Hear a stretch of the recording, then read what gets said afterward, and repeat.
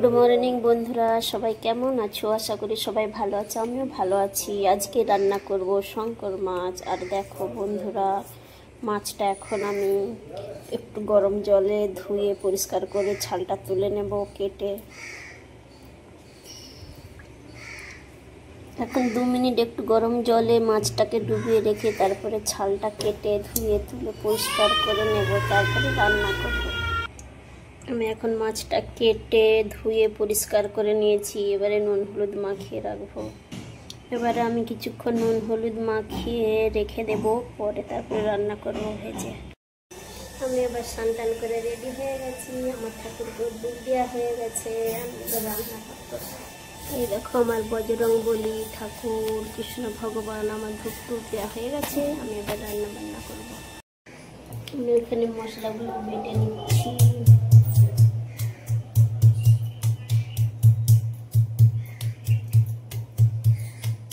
রসুনগুলো বেটে নিচ্ছে, এখানে আদা রসুনগুলো।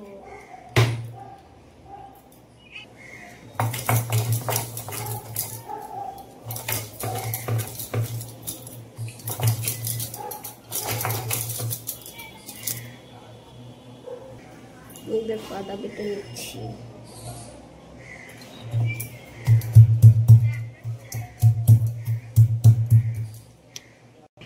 আমার কড়া গরম হতে দিয়ে দিয়েছি। এই দেখো এখানে ভাত হচ্ছে, পটল ভাতে, পেঁপে ভাতে, আলু ভাতে দিয়েছি। আমার শরীরটা ভালো নয়, তাই পটল আলু ভাতে খাবো, পেঁপে ভাতে। আর এখানে কড়াই গরম হচ্ছে, তেল দিয়ে দেবো। এবারে কড়াই তেল দিয়ে দিচ্ছি, তেলটা গরম হয়ে যাক, তারপরে মাছগুলো ছাড়বো। এই মাছগুলো ভাজা করতে খুব কষ্ট, কারণ ফেটে যায় তো, তাই ঢাকা দিয়ে দিয়ে ভাজতে হবে। খুব ভয় ফাটে গেলে তেল গোটা গায়ে হয়ে যাবে। তেলটা গরম হয়ে গেছে, এবার মাছগুলো দিয়ে দেবো। কড়াই মাছগুলো দেখছি একটু হালকা দিয়ে একটু ঢাকা দিয়ে ভাজবো, নাহলে মাছগুলো খেতে কাটে তো, গায়ে তেল পড়ে যাবে। একটু ঢাকা দিয়ে দিলাম, হালকা মাছে মাছগুলো ভাজা হচ্ছে। এখানে মাছগুলো তুলে রেখে দিলাম বন্ধুরা। এবার এখানে কড়াই তেল গরম হচ্ছে, তেলটা গরম হয়ে গিয়েছে। আমি 2টো কাঁচা লঙ্কা দিয়ে দিলাম।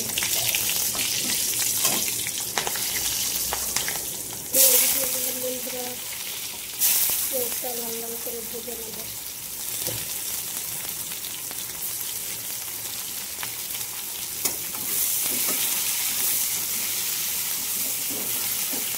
মাছ ভাজা করেছিলাম তো, মাছটা পুরো খুঁটিতে জড়িয়ে গিয়েছে। আর এখন ক্যামেরা করার জন্য নিজেই এক হাতে ক্যামেরা করছি, এক হাতে রান্না করছি। পেঁয়াজটা একটু ভালো করে লাল লাল হয়ে ভাজা হয়ে যাক, তারপর রসুনটা দেব। রসুনটা দিয়ে দিলাম, রসুনটাও লাল লাল করে ভেজে নেব।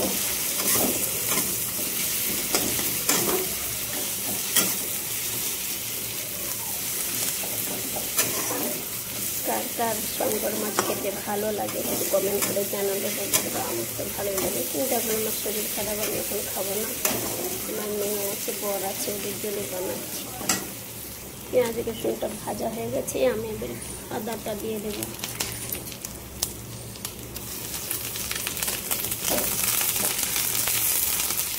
বেশি ভাজা করে না, টমেটোটা দিয়ে দেবো।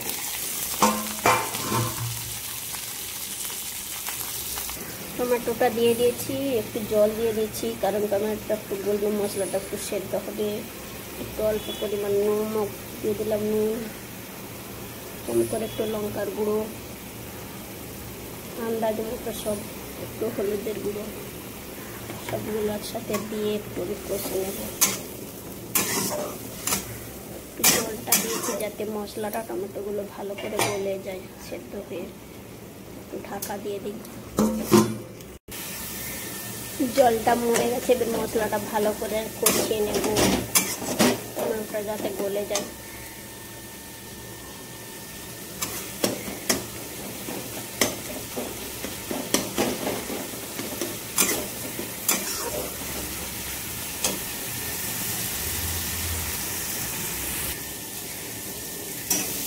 মশলাটা কষে নিচ্ছি ভালো করে। মশলাটা কষা হয়ে যাচ্ছে, মশলাটা ভালো করে কষানো হয়ে গেছে, তেল ছেড়ে গিয়েছে। এবার আমি জল ঢেলে দেবো।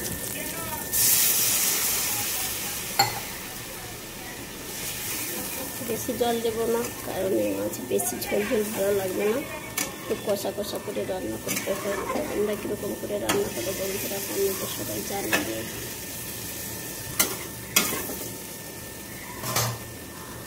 জল দিয়ে দিলাম, একটু ঝোলটা ফুটতে দেই। ঝোলটা ফুটে গেলে তারপরে একটু বাদে মাছগুলো দিয়ে দেবো।